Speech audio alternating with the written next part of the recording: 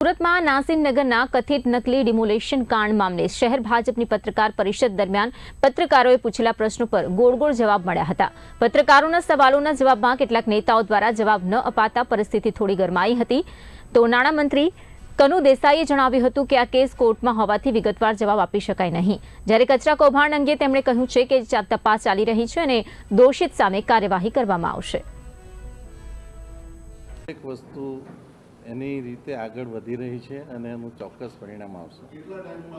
આમાં શું છે કે આમાં કોર્ટ મેટર પણ બની છે અને એના લીધે પણ થોડી અસર થશે, પરંતુ આનું માટે સરકાર ચોક્કસ રીતે આગળ વધી રહી છે। બસ હવે આની વધારે ચર્ચા નહીં થઈ શકે। શેમાં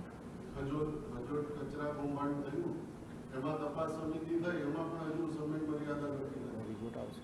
એ તો રિપોર્ટ આવી જશે ને, જેમાં કોઈને આમાં છોડવાનો સવાલ આવતો જ નથી, પરંતુ એની જે સાયન્ટિફિક તપાસ થાય, દરેકે દરેક પાસાનો અભ્યાસ થાય અને ત્યાર પછી નિર્ણય લેવામાં આવે તો એનું અમલીકરણ જલ્દી થાય છે।